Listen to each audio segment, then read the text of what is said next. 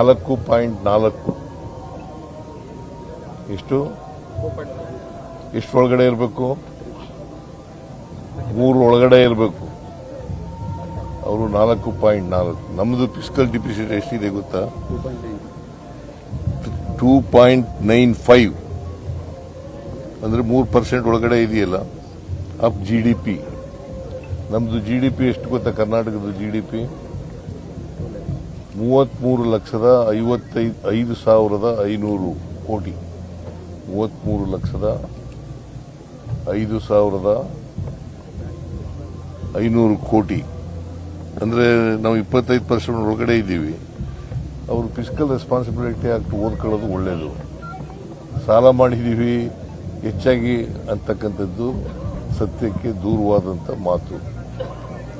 ನಾವು ಸಾಲ ಮಾಡಿದ್ದೀವಿ, ಆದರೆ ಫಿಸ್ಕಲ್ ರೆಸ್ಪಾನ್ಸಿಬಿಲಿಟಿ ಆಕ್ಟ್ನ ಮಿತಿ ಒಳಗಡೆ ಮಾಡಿದ್ದೀವಿ. ಮಾನದಂಡ ಇದೆಯಲ್ಲ, ಆ ಮಾನದಂಡದ ಒಳಗಡೆನೆ ಮಾಡಿದ್ದೀವಿ. ಅಂದ್ರೆ ಒಂದು ವರ್ಗದ ಪರವಾಗಿದೆ ಅನ್ನುವಂಥದ್ದು. ಯಾವುದು? ಒಂದು ಹಿಂದುಳಿದ ವರ್ಗದ ಪರವಾಗಿ ಬಜೆಟ್ ಮಾಡಿದ್ದಾರೆ, ಬೇರೆಯವ್ರಿಗೆಲ್ಲ. ಅದು ಯಾರು ಹೇಳಿದ್ರು? ಅಶೋಕ್ ಟ್ವೀಟ್ ಮಾಡ್ತಾ ಇದ್ದಾರೆ ಬಿಜೆಪಿ ಟ್ವೀಟ್ ಮಾಡ್ತಾ ಇದ್ದಾರೆ. ಏನ್ ಟ್ವೀಟ್ ಮಾಡ್ತಾ ಇದ್ದಾರೆ? ಅಲ್ಲ, ಒಂದು ವರ್ಗದ ಪರ ಇದೆ, ಒಂದು ವರ್ಗಕ್ಕೆ ಸೀಮಿತ ಮಾಡ್ಕೊಂಡ್ಬಿಟ್ಟಿದ್ದಾರೆ ಅಂತ. ಸಾಮಾಜಿಕ ನ್ಯಾಯ ಮಾಡತಕ್ಕಂಥ ಕೆಲಸವನ್ನು ಮಾಡಿದ್ದೀವಿ. ಎಲ್ಲ ಜನರನ್ನು ಕೂಡ ಸಮಾನವಾದ ಅವಕಾಶಗಳನ್ನು ಒದಗಿಸಿಕೊಡ್ತಕ್ಕಂಥ ಕೆಲಸವನ್ನು ಮಾಡಿದ್ದೀವಿ. ಯಾವುದೇ ಪರಿಶಿಷ್ಟ ಜಾತಿ, ಪರಿಶಿಷ್ಟ ವರ್ಗ ಅಥವಾ ಹಿಂದುಳಿದವರ ವರ್ಗ ಅಥವಾ ಅಲ್ಪಸಂಖ್ಯಾತರ ವರ್ಗ ಇದಕ್ಕೆ ಮಾಡಿರ್ತಕ್ಕಂಥದ್ದಲ್ಲ. ಬಜೆಟ್ ಅಂತಂದ್ರೆ ಇಡೀ ರಾಜ್ಯದ ಬೆಳವಣಿಗೆಯನ್ನು ನಿರೀಕ್ಷೆ ಮಾಡ್ತಕ್ಕಂಥದ್ದು. ಆರ್ಥಿಕ ಅಭಿವೃದ್ಧಿ ಇಡೀ ರಾಜ್ಯದಾಗಬೇಕು. ಆದ್ರೆ ಆ ಥರ ಇಟ್ಕೊಂಡು ಉದ್ದೇಶ ಇಟ್ಕೊಂಡು ಮಾಡಿದ್ದೀವಿ. ಹೊಸ ತೆರಿಗೆ ಆಗದೆ ಇರುವಂತಹದ್ದು ಇದೆಯಲ್ಲ, ಬ್ಯಾಲೆನ್ಸಿಂಗ್ ಕಷ್ಟ ಆಗಿದೆ. ಹೊಸ ತೆರಿಗೆ ಆಗದಲೇ ಬಜೆಟ್ ಮಾಡಿದ್ದೀರಿ, ಜನರಿಗೆ ಯಾವ ಹೊರೆನೂ ಹಾಕಿ. ಅದೆಲ್ಲ ಹೊರೆ ಆಗಿರೋದು ಅದೆಲ್ಲ ಕೇಂದ್ರ ಸರ್ಕಾರ ನಮಗೆ ಕೊಡಬೇಕಾಗಿತ್ತಲ್ಲ, ಆ ದುಡ್ಡು ಕೊಡದೇ ಇರೋದ್ರಿಂದ ಹೊರೆ ಆಗಿರೋದು. ಅದು ಹೇಳ್ಬಿಟ್ಬಿಟ್ಟು ಇದನ್ನೇನೋ ಕೇಳ್ತಾ ಇದೆಯಲ್ಲ, ಕೇಂದ್ರ ಸರ್ಕಾರದ್ದು ಹೇಳು. ಡು ಯು ನೋ, ಮಧ್ಯದಲ್ಲಿ GST ಅಮೆಂಡ್ಮೆಂಟ್ ಮಾಡ್ಬಿಟ್ಟು ರ್ಯಾಷನಲೈಸ್ ಮಾಡೋದ್ರಿಂದ 10,000 ಕೋಟಿ ನಷ್ಟ ಆಯ್ತು ನಮಗೆ. ಅದನ್ನ ಹೇಳೋದಿಲ್ಲ ನೀವು. ಎಲ್ಲಿ ಬರ್ದಿದ್ದೀರಿ ಅದನ್ನ? ಇವತ್ತೆಲ್ಲದ್ರೂ ಎಲ್ಲ ಪೇಪರ್ಲು ಬಂದಿದೆ, ಟಿವಿಗಳು. ನರೇಗಾದಿಂದಲೂ ಕೂಡ ಸರ್ಕಾರಕ್ಕೆ ಮತ್ತೆ ಅದು ಹೇಳ್ಬಿಟ್ಬಿಟ್ಟು ಅದನ್ನೇ ಹೇಳ್ತಾ ಇರೋದು. ನೋಡ್ರಿ, ಪಾಸಿಟಿವ್ ಆಗಿ ಇರೋದು ಬೇರೆ ಪ್ರಶ್ನೆ, ಇವ್ರು ಕೇಳೋ ಪ್ರಶ್ನೆ ಇದೆಯಲ್ಲ. ಕೇಳಿದ ಪ್ರಶ್ನೆ ಜನಕ್ಕೆ, ಸರ್ ನಿಮ್ಗೆ ಅರ್ಥ ಆಗಿಲ್ಲ. ಜನಕ್ಕೆ ಹೊರನೇ ಆಗ್ದಲೇ ಬಜೆಟ್ ಮಾಡಿದ್ದೀರಿ. ನನಗೆ ಅರ್ಥ ಆಗುತ್ತೆ ಎಲ್ಲ. ಜನಕ್ಕೆ ಹೊರನೇ ಆಗ್ದಲ್ಲಿ ಬಜೆಟ್ ಮಾಡಿದ್ದೀರಿ. ಈ ಬ್ಯಾಲೆನ್ಸಿಂಗ್ ಕಷ್ಟ ಆಗಿಲ್ಲ. ನಿನ್ಗೆ ವಯಸ್ಸು ಎಷ್ಟು? ಮತ್ತೆ ಜನಕ್ಕೆ ಹೊರನೇ ಆಗ್ದಲೇ ಬಜೆಟ್ ಮಾಡಿದ್ದೀರಿ. ನಾನು ಇದು 17ನೇ ಬಜೆಟ್ ಮಂಡಿಸಿರೋದು ಕರ್ನಾಟಕ ರಾಜ್ಯದಲ್ಲಿ. ಹೈಯೆಸ್ಟ್ ಬಜೆಟ್ ಮಂಡಿಸಿರೋದು ಇನ್ನೆರಡು ಮಂಡಿಸ್ಬಿಡ್ತೀವಿ. ಹೈಕಮಾಂಡ್ನವರು ಅವಕಾಶ ಕೊಟ್ಟರೆ ಮಂಡಿಸ್ತೀನಿ. ಅಲ್ಲ, ನಿಮಗೆ ವಿಶ್ವಾಸ ಇದೆ? ನಿಮಗೆ ವಿಶ್ವಾಸ ಇದೆಯಾ? ವಿಶ್ವಾಸ ಇದೆ.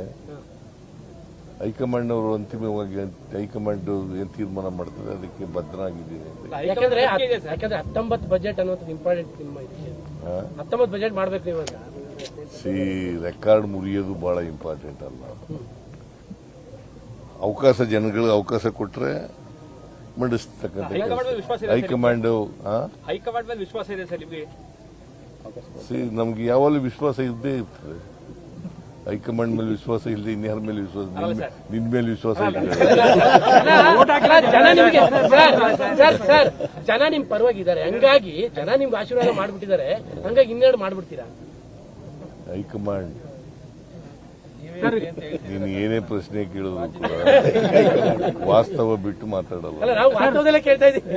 ನೀನು ವಾಸ್ತವದಲ್ಲಿ ಅಲ್ಲ, ಈಗ ಯಾಕಂದ್ರೆ ಮತ್ತೊಂದು ಶುರು ಮಾಡಿದ್ದಾರೆ ಸರ್. ಬಜೆಟ್ ಆದ್ಮೇಲೆ ಬಿಡ್ತಾರಂತೆ, ಯುಗಾದಿ ಆದ್ಮೇಲೆ ಬಿಡ್ತಾರಂತೆ. ಯಾವ್ದು ಏನಾರ ಹೇಳ್ಕೊಳ್ಳಪ್ಪ. Ultimately high command has to take a decision. High command ಬಿಡುವಂತಂದ್ರೆ ಬಿಡ್ತೀನಿ, ಮುಂದುವರಿರಿ ಅಂತಾರೆ ಮುಂದುವರಿತೇನೆ.